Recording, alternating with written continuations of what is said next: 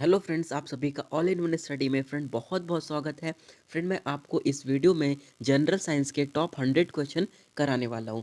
Friend, मैं आपको total 1000 question का सेट लाया हूं, जिसमें मैं आपको सबसे पहले 100 क्वेश्चन मिलेगा, फिर दूसरे सेट में आपको 100 क्वेश्चन मिलेगा और इस तरह से करके आपको टोटल 10 वीडियोज़ फ्रेंड मैं प्रोवाइड करूंगा, जिसमें कि सारे इंपॉर्टेंट एंड सेलेक्टेड क्वेश्चन रहेंगे जो आपके एग्जाम के लिए बहुत हेल्पफुल रहेंगे।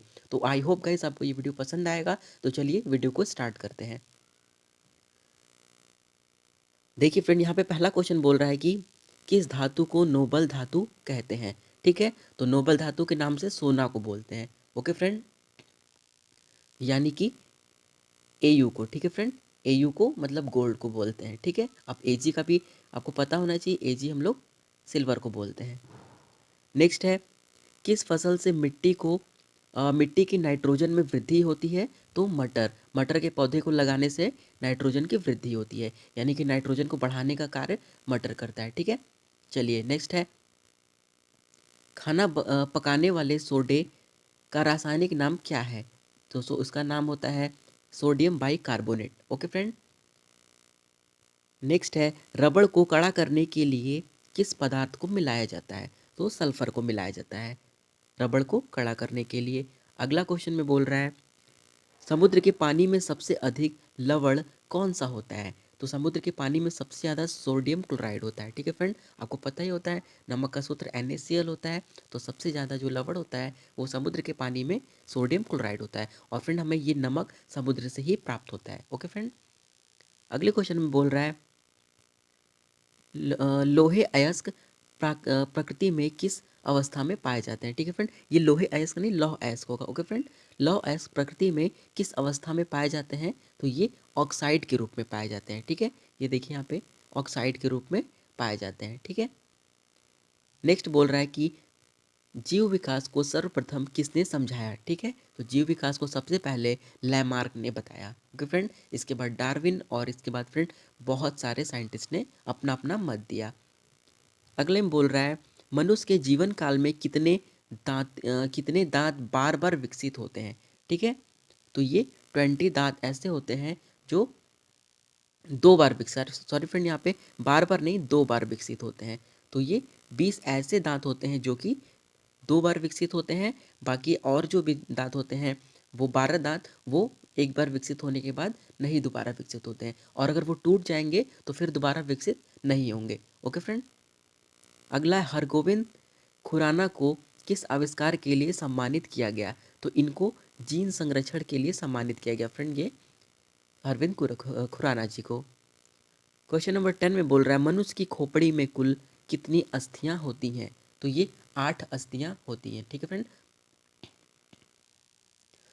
तो फ्रेंड मैं आपको इसमें टोटल 100 क्वेश्चन कराऊंगा, तो ये 10 क्वेश्चन कंप्लीट हो गए। चलिए नेक्स्ट क्वेश्चन की ओर बढ़ते हैं। क्वेश्चन नंबर 11 में बोल रहा है, विकास का मुख्य कारक क्या है।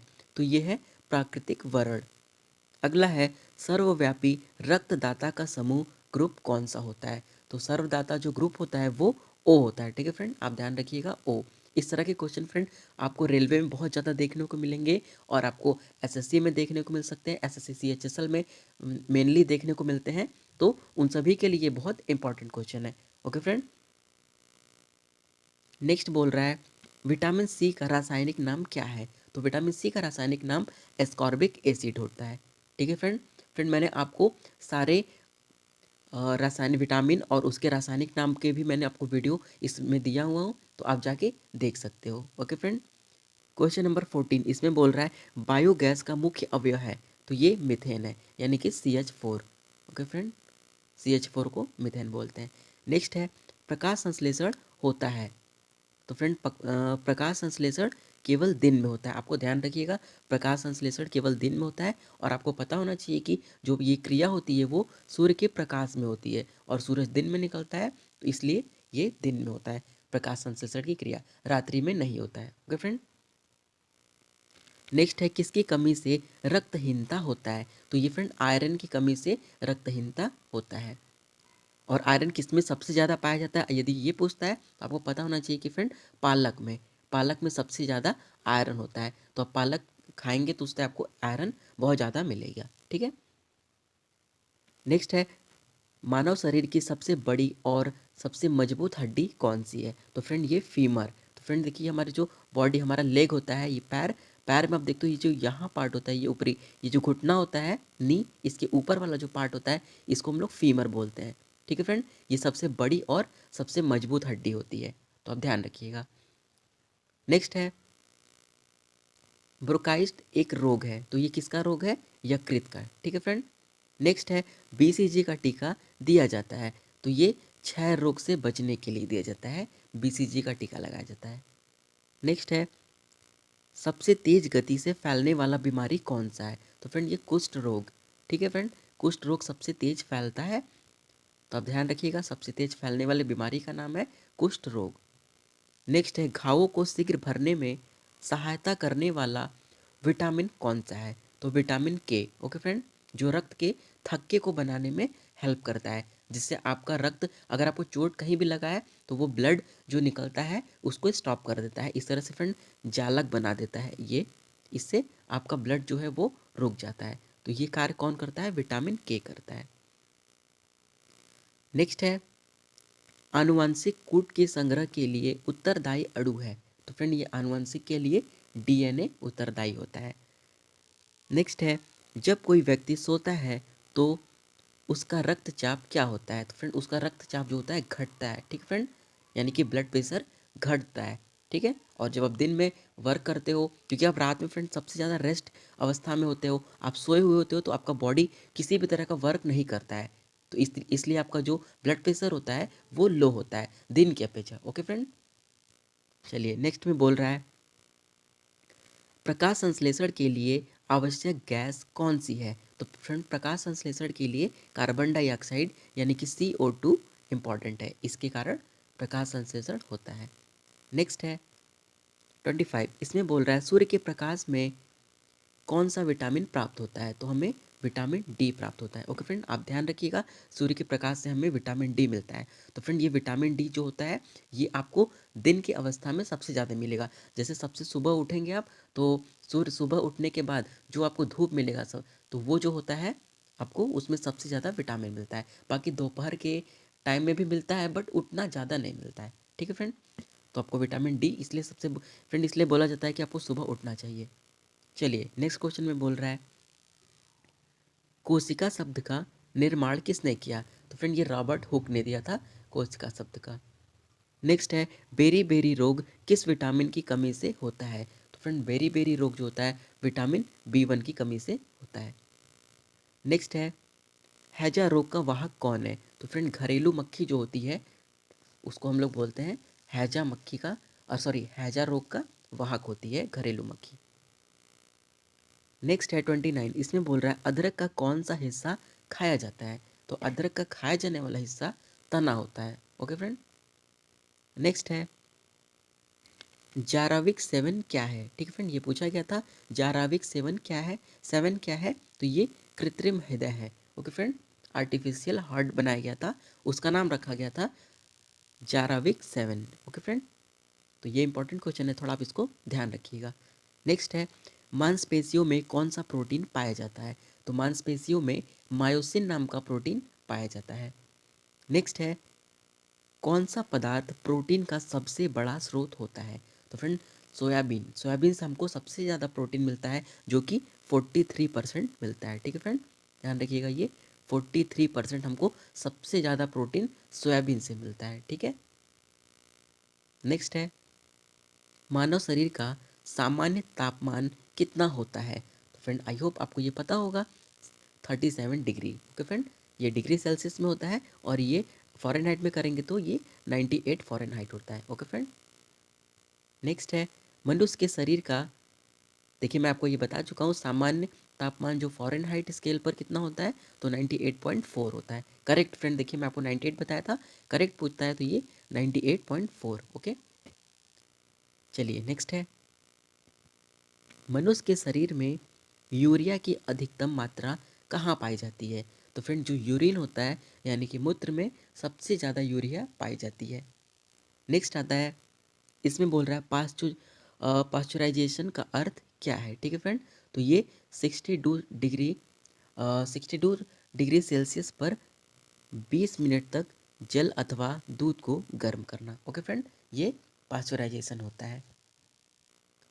अगला है पेप्सिन बदल देता है प्रोटीन प्रोटीन को फ्रेंड ये पॉलीपेप्टाइड में चेंज कर देता है। कौन? पेप्सिन। ओके फ्रेंड, तो आई होप गाइस आपको ये वीडियो पसंद आ रहा होगा। फ्रेंड यदि पसंद आ रहा है तो वीडियो को लाइक कर दीजिए और साथ ही फ्रेंड अगर आप चैनल पर नए हो प्लीज़ चैनल को सब्सक्राइब कर लीजिए, जिससे कि आप इस तरह के वीडियो को मिस ना कर सकें। और फ्रेंड मैं इसके बाद आपको टोटल 10 वीडियोस प्रोवाइड करूंगा, जिससे आप उसको भी देख लें। चलिए फ्रेंड आगे बढ़ते हैं।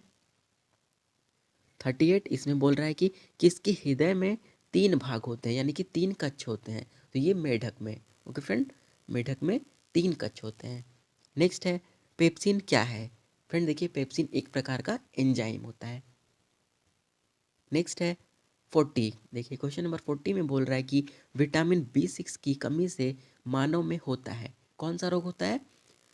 रक्ताल्पता का रोग होता है। किस विटामिन की कमी से? आप ध्यान रखिएगा, विटामिन B6 की कमी से होता है। नेक्स्ट है इंसुलिन क्या है? इंसुलिन फ्रेंड एक प्रकार का हार्मोन होता है। ठीक है, इंसुलिन का आप देखोगे इंसुलिन की कमी होती है तो इसकी इंजेक्शन वगैरह लगता है, तो ये एक प्रकार का हार्मोन होता है। जो कि फ्रेंड देखो ये इंसुलिन जो होता है ये चूहों में बनाया जाता है। ठीक है, इसे चूहों में ये इसको डेवलप किया जाता है और उसको फिर इंजेक्ट करके निकाला जाता है। फिर उसके बाद ये मनुष्यों में लगाया जाता है जिसमें इंसुलिन की कमी होती है। तो फ्रेंड मैं आपको इससे रिलेटेड फैक्ट भी बता देता हूँ, जो कि आपके लिए बहुत हेल्पफुल होगा। नेक्स्ट है दौड़ लगाते समय मनुष्य का रक्तचाप बढ़ जाता है। ठीक है फ्रेंड, यहाँ पे होगा क्या होता है? तो ये आपको कॉमन सा बात है, ये आपको पता होना चाहिए, बढ़ जाता है। ठीक है, नेक्स्ट है इसमें बोल रहा है रक्त हीमोग्लोबिन में कौन सा तत्व उपस्थित होता है? तो फ्रेंड इसमें लोहा यानी कि Fe उपस्थित होता है। नेक्स्ट है आलू का कौन सा भाग खाया जाता है? तो आलू का खाने वाला भाग होता है तना। हम लोग आलू के तना को खाते हैं। ओके फ्रेंड, नेक्स्ट है एड्स की बीमारी फैलती है। तो फ्रेंड ये एड्स की बीमारी जो है वो वायरस के द्वारा फैलती है। ठीक है, आप ध्यान रखिएगा, AIDS। ओके फ्रेंड, तो मैं आपको एड्स का फुल फॉर्म भी बता दे रहा हूँ, बाय द वे आपसे पूछ सके तो आप ध्यान रखिएगा, एडनोसिन इंस्पायर्ड डिफेंसिस सिंड्रोम, ये इसका फुल फॉर्म होता है एड्स का। एक बार मैं आपको फिर से बता देता हूँ, एडनोसिन इंस्पायर्ड डिफेंसिस सिंड्रोम। ठीक है, एडनोसिन इंस्पायर्ड डिफेंसिस सिंड्रोम, अब आपको याद हो जाएगा। ठीक है फ्रेंड, चलिए नेक्स्ट पे चलते हैं। नेक्स्ट है 46, इसमें बोल रहा है जहरीले पदार्थों को क्या कहा जाता है? तो जहरीले पदार्थों को हम लोग टॉक्सिन बोलते हैं। ओके फ्रेंड, टॉक्सिन हम लोग बोलते हैं जहरीले पदार्थों को। ठीक है, चलिए अगला है वेचूरीमीटर से क्या ज्ञात करते हैं? ये इंपॉर्टेंट। ठीक है फ्रेंड, वेचूरीमीटर से हम लोग क्या ज्ञात करते हैं? जल के प्रवाह की दर। ठीक है, यानी कि जल कितनी गति से प्रवाह कर रहा है उसकी हम लोग दर को ज्ञात करने के लिए वेचूरीमीटर का प्रयोग करते हैं। नेक्स्ट है एक जीन एक एंजाइम सिद्धांत किसने प्रतिपादित किया था? तो फ्रेंड ये बीटल वटैटम ने किया था। ठीक है फ्रेंड, वटैटम ने इसका आविष्कार किया था, बीटल वटैटम, आप ध्यान रखिएगा नाम। नेक्स्ट है 49, इसमें बोल रहा है पीएच मान का निर्धारण किसने किया था? तो फ्रेंड पीएच का मान का निर्धारण सोरेनसन ने दिया था। और आपको पता होना चाहिए पीएच मान के द्वारा हम लोग किसी भी चीज़ की पता करते हैं कि वो एसिड है, वो बेस है, या फिर वो न्यूट्रल में है। ठीक है फ्रेंड, मैं आपको इंपॉर्टेंट बता देता हूँ। फ्रेंड देखिए जो पानी होता है उसका जो पीएच मान होता है वो 7 होता है, यानी कि वो उदासीन होता है, न्यूट्रल होता है। ओके फ्रेंड, ध्यान रखिएगा, इस तरह के क्वेश्चन फ्रेंड बहुत ज़्यादा आपको देखेंगे, रेलवे में बहुत ज़्यादा पूछा जाता है, तो आप इसको याद कर लीजिएगा। और आई होप गाइस आपको ये वीडियो पसंद आ रहा होगा। चलिए नेक्स्ट है दर्पण को चमक देने के लिए किसका प्रयोग किया जाता है? तो दर्पण को चमक देने के लिए सिल्वर नाइट्रेट का प्रयोग किया जाता है। ओके फ्रेंड, नेक्स्ट है एक लिफ्ट का सामान एक लिफ्ट एक समान वेग से ऊपर जा रही है तो उसमें स्थित व्यक्ति का भार अपरिवर्तित रहेगा। ओके फ्रेंड, वो उसमें कोई चेंजेस नहीं होगा। नेक्स्ट है यदि सरल लोलक की लंबाई 4% बढ़ा दी जाए तो उसका आवर्तकाल 2% बढ़ जाएगा। फ्रेंड देखिए ये आपका क्वेश्चन हो गया आप इसको भी कर सकते हैं, बट इस तरह के क्वेश्चन पूछते हैं तो जनरल आप ध्यान रखिएगा, यदि 4% बढ़ाया जाएगा तो वो 2% बढ़ जाएगा। ऐसे आप याद सकते हैं कि उसका आधा। ठीक है, चलिए नेक्स्ट है, जब कोई वस्तु ऊपर से गिराई जाती है तो उसका भार परिवर्तनशील होता है। ठीक है फ्रेंड, ध्यान रखिएगा, जब किसी वस्तु को, जैसे फ्रेंड देखिए ये हम आप मान लीजिए छत पे आप खड़े हैं और ये आपका सरफेस नीचे है, तो आप यहाँ से कोई वस्तु को नीचे की ओर फेंकेंगे, जैसे कोई वस्तु नीचे जब गिरेगा तो फ्रेंड उसका जो भार है वो परिवर्तनशील होता है। फ्रेंड मैं आपको बता दूं कि ऐसा क्यों होता है। तो जब फ्रेंड ऊपर से कोई वस्तु नीचे की ओर आती है तो आपको पता होना चाहिए फ्रेंड, नीचे एक प्रकार का फोर्स हो काम करता है जिसे हम लोग ग्रेविटेशनल फोर्स करते हैं। तो जैसे जैसे फ्रेंड ये नीचे आता है, ग्रेविटेशनल फोर्स इसको अपनी ओर आकर्षित करता है, जिससे इसकी स्पीड बढ़ती जाती है, तो वो चेंज होती जाती है। ठीक है, जैसे जैसे नीचे आएगा ये अर्थ का जो ग्रेविटेशनल फोर्स है इसको बहुत तेज़ी से अपनी ओर खींचेगा, जिससे उसका भार बढ़ता जाएगा, यानी कि चेंज होता जाता है। ठीक है फ्रेंड, इसी तरह जब ऊपर आप फेंकेंगे किसी वस्तु को तो उसका भार घटता जाता है, और एक ऐसा पॉइंट आता है जहाँ पे उसका भार शून्य होता है, जब वो एकदम टॉप पे पहुँच जाता है। ओके फ्रेंड, तो मैं फ्रेंड आपको इससे रिलेटेड फैक्ट भी बता दे रहा हूँ, जिससे कि आपको कोई प्रॉब्लम नहीं हो। आपको आई होप समझ में आ रहा होगा। ओके फ्रेंड, चलिए नेक्स्ट है, जब एक गैस के पात्र में दबाव बढ़ाया जाता है तो उसके द्रव्यमान पर क्या प्रभाव पड़ेगा। ओके फ्रेंड, तो द्रव्यमान स्थिर रहेगा। ओके फ्रेंड, जितना भी अब द्रव्यमान रहेगा उसमें, ये कोई भी बॉक्स रहेगा, जब भी उसमें आप प्रेशर इंक्रीज करोगे तो उसका जो द्रव्यमान रहेगा, यानी कि जो उसका वेट रहेगा, वो कांस्टेंट रहेगा, उसमें कोई चेंजेस नहीं होगा। ओके फ्रेंड, चलिए नेक्स्ट है, ऊंचाई बढ़ने से वायुमंडलीय दाब पर क्या प्रभाव पड़ता है। फ्रेंड मैंने आपको भी बताया था, जब आप ऊपर की ओर जाओगे तो वायुमंडलीय दाब घट जाता है। ठीक है फ्रेंड, चलिए नेक्स्ट है, दाब बढ़ाने पर बर्फ का गलनांक घटता है। जब आप कोई भी बर्फ है फ्रेंड, बर्फ के टुकड़े पर प्रेशर हम देंगे तो उसका गलनांक घटता है, वो तेजी से गलेगा नहीं। ठीक है फ्रेंड, उसका गलनांक घट जाता है। नेक्स्ट है 57, इसमें बोल रहा है, पानी से भरे एक बर्तन में बर्फ का एक टुकड़ा तैर रहा है, पूरी पिघलने पर बर्तन का जल स्तर क्या होगा। तो फ्रेंड बर्तन का जो जल स्तर है वो अपरिवर्तित रहेगा। यहाँ पे बहुत से फ्रेंड दोस्त मेरे होंगे जो कंफ्यूज हो जाएंगे, वो सोचेंगे कि जैसे ये पानी का एक ग्लास है और यहाँ पे पानी इतना भरा हुआ है, ठीक है, और इसमें आप बर्फ़ का टुकड़ा ये डाल दिए हो, तो बर्फ़ का टुकड़ा जब आप डालोगे तो उसका वेट इसमें पहले से ही है। ठीक है फ्रेंड, जितना उसका वेट रहेगा उतना ही बर्फ़ पानी इसमें बढ़ चुका रहेगा। उसके बाद जब ये पिघलेगा तो इस पे कोई इफ़ेक्ट नहीं पड़ेगा। ठीक है फ्रेंड, तो उसका जल स्तर जो होता है वो चेंज नहीं होगा, क्योंकि ये इसका जो टुकड़ा होता है, इस टुकड़े का वेट जितना होता है फ्रेंड, वो उतना जगह ले चुका रहता है, उतने पानी को ऊपर कर चुका होता है, इसलिए उसमें कोई भी चेंजेस नहीं होता है। तो आई होप गाइस मैं आपको समझाने की कोशिश किया हूँ, आपको ये टॉपिक समझ में आ गया होगा। चलिए नेक्स्ट क्वेश्चन पे चलते हैं। एक लड़की झूला झूल रही है। ओके फ्रेंड, उसके पास एक अन्य लड़की आकर बैठ जाती है, तो झूले का आवर्तकाल क्या होगा। तो फ्रेंड झूले का आवर्तकाल में कोई भी चेंजेस नहीं होगा। ओके, देखिए यहाँ पे है दिया हुआ है, अपरिवर्तित रहेगा। ओके फ्रेंड, चलिए नेक्स्ट है 59, इसमें बोल रहा है एक कमरे में पंखा चल रहा है। फ्रेंड देखिए इस तरह के जनरल साइंस के क्वेश्चन बहुत ज़्यादा पूछे जाते हैं, तो आप इसको अच्छे से याद कर लेंगे तो आपको इसमें से आपको ज़रूर देखने को क्वेश्चन मिलेंगे। और फ्रेंड अगर आपको ये वीडियो पसंद आ रहा हो तो आप अपने दोस्तों के साथ शेयर कर दीजिए, जिससे उनकी भी हेल्प हो सके। तो चलिए क्वेश्चन पे बढ़ते हैं आगे। एक कमरे में पंखा चल रहा है, तो कमरे की वायु का ताप क्या होगा। तो कमरे की जो वायु रहेगा फ्रेंड उसका ताप बढ़ जाएगा। मैं आपको ये भी बता देता हूँ कि वो क्यों होगा। फ्रेंड देखिए जैसे ये कोई ड्राइंग तो फ्रेंड करने नहीं आएगा, बट मैं आपको बताने की कोशिश करता हूँ। जैसे आपका ये फ्रेंड फ़ैन है, देखिए यहाँ पे 3 ब्लेड होता है, ये ऐसे, ये एंड गाइस ये। फ्रेंड आप फिगर समझ जाना, मुझे अच्छे से नहीं बनाने आ रहा, बट मैं आपको समझाने की कोशिश करता हूँ। फ्रेंड देखिए जैसे ये फ़ैन मूव करेगा, ओके फ्रेंड, ये ऐसे पंखा चलना स्टार्ट करेगा, तो जो इसके आसपास के फ्रेंड वायु के अणु रहेंगे, उसके जो कण रहेंगे, उसमें घर्षण उत्पन्न हो जाएगा, उसमें ये पंखे के कारण उसमें घर्षण उत्पन्न होगा, जिससे उनका ताप बढ़ जाएगा। ओके फ्रेंड, तो आई होप आपको ये चीज़ समझ में आया होगा। मैंने आपको सिंपल वे में समझाने की कोशिश किया हूँ। चलिए नेक्स्ट क्वेश्चन पे चलते हैं। कमरे में रखे रेफ्रिजरेटर का दरवाज़ा खोलने पर खोल दिया जाए तो क्या मेरे तो सॉरी क्या कमरे का तापमान में क्या परिवर्तन होगा? ठीक है फ्रेंड, तो ये कमरे का ताप जो होता है बढ़ जाएगा। ओके, नेक्स्ट है, किसी चुंबक को गर्म करने पर उसका चुंबकत्व में क्या प्रभाव होगा? तो चुंबकत्व फ्रेंड जो उसका होता है वो नष्ट हो जाएगा, पूरी तरह से उसमें काम नहीं करेगा। आप इसको ट्राई भी कर सकते हो घर में, बट आपको उसको सेफ्टी से करना।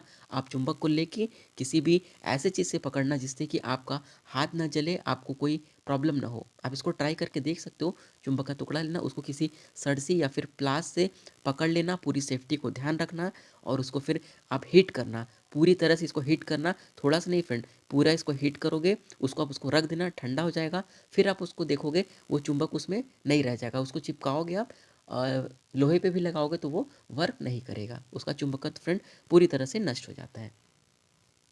नेक्स्ट है, जब किसी वस्तु को धनावेशित किया जाता है तो वह इलेक्ट्रॉन को खोता है। जब फ्रेंड धनावेशित किया जाएगा तो वो अपने इलेक्ट्रॉन को बाहर की ओर निकाल देता है। ठीक है फ्रेंड, चलिए नेक्स्ट है, पृथ्वी तल से ऊपर या नीचे जाने पर गुरुत्वीय त्वरण का मान में क्या प्रभाव पड़ता है? तो फ्रेंड मैं आपको ये बता चुका हूँ, ये घटता है। ओके फ्रेंड, नेक्स्ट है 64। इसमें बोल रहा है यदि वस्तु की चाल आधी कर दी जाए तो गतिज ऊर्जा 1/4 रह जाएगा, यानी कि 1/4 रह जाएगा। ठीक है फ्रेंड, ये कब होगा? जब आप किसी भी वस्तु की चाल को आधी कर दोगे तो उसकी काइनेटिक एनर्जी 1/4 रह जाएगा। ठीक है फ्रेंड, आप ध्यान रखिएगा। नेक्स्ट है, भूमध्य रेखा से ध्रुवों की ओर जाने पर गुरुत्वीय त्वरण का मान बढ़ता है।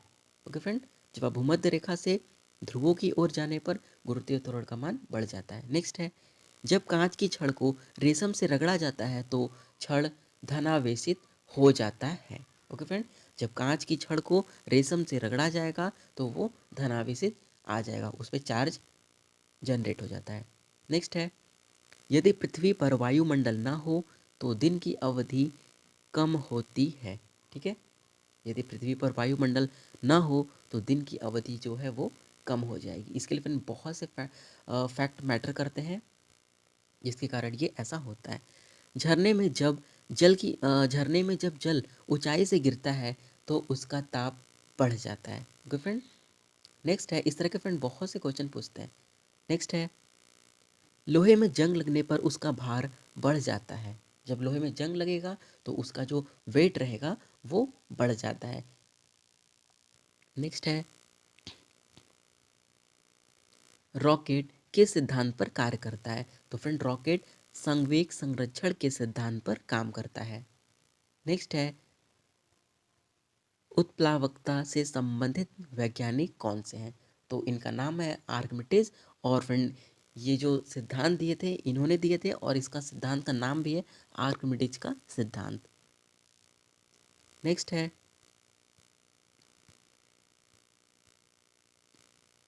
नेक्स्ट में बोल रहा है किसी ध्वनि स्रोत की आवृत्ति में होने वाले उतार चढ़ाव को क्या कहलाता है? तो ये डॉपलर प्रभाव के कारण ऐसा होता है।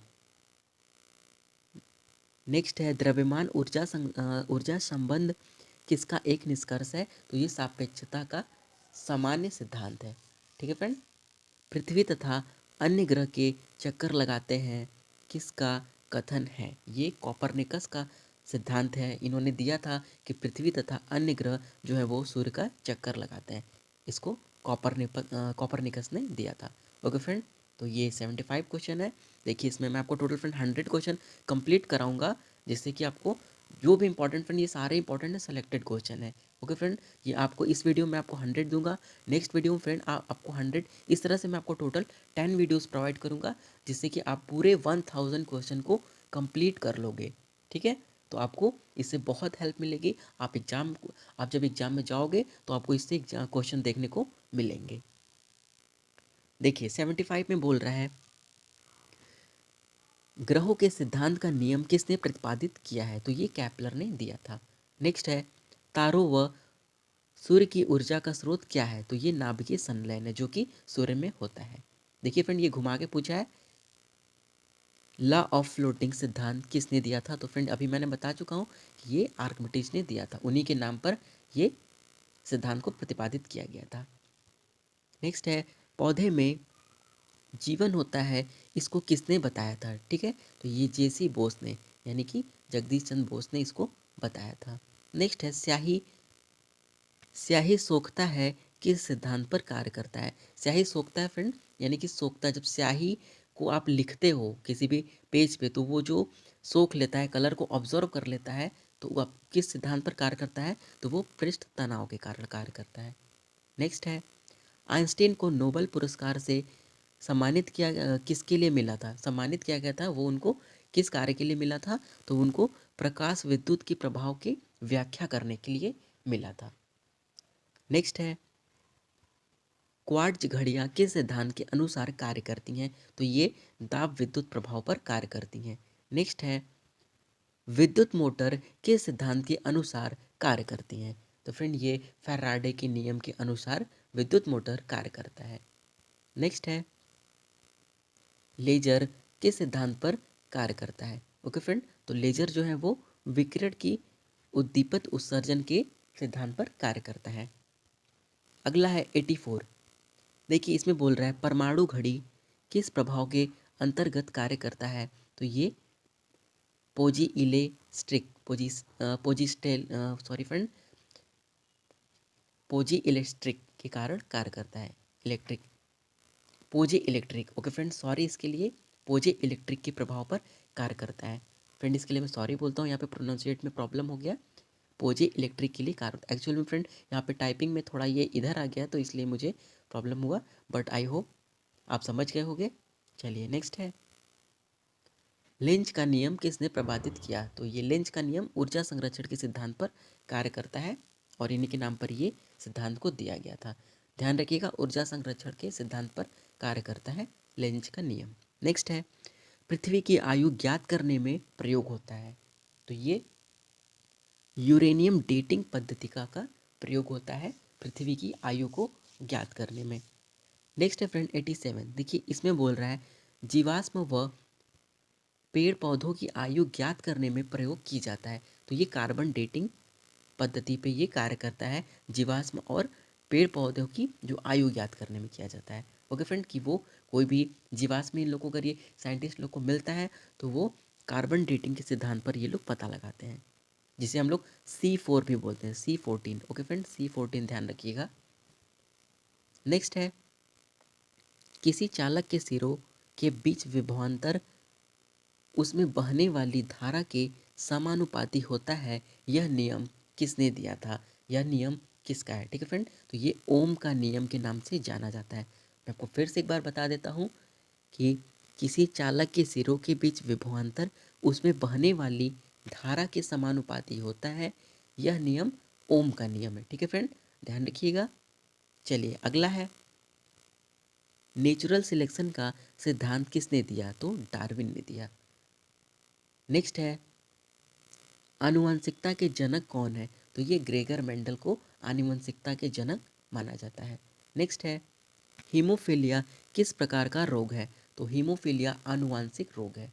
ठीक है, अगला है, अगले क्वेश्चन में बोल रहा है जीन शब्द का प्रयोग सर्वप्रथम किसने किया था? तो जीन शब्द का सबसे पहले प्रयोग जोहानसन ने किया था। आप ध्यान रखिएगा, जोहानसन ने सबसे पहले इसका प्रयोग किया था। नेक्स्ट है,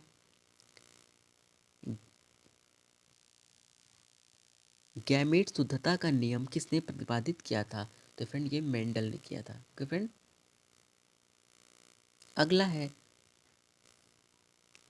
सहजीविता का उदाहरण क्या है? तो ये लाइकेन। ओके फ्रेंड, सहजीविता का उदाहरण लाइकेन है। नेक्स्ट है, जीन किससे बनी होती है? तो फ्रेंड ये जो जीन होती है वो डीएनए से मिलके बनी होती है। अगला है 96। इसमें बोल रहा है ऊर्जा का पिरामिड होता है। तो ऊर्जा का पिरामिड जो होता है हमेशा सीधा बनता है। ओके फ्रेंड, ये इस तरह से बनता है। नेक्स्ट है, डीएनए की इकाई क्रियात्मक इकाई किसको बोलते हैं? तो फ्रेंड डीएनए की क्रियात्मक इकाई जीन को बोला जाता है।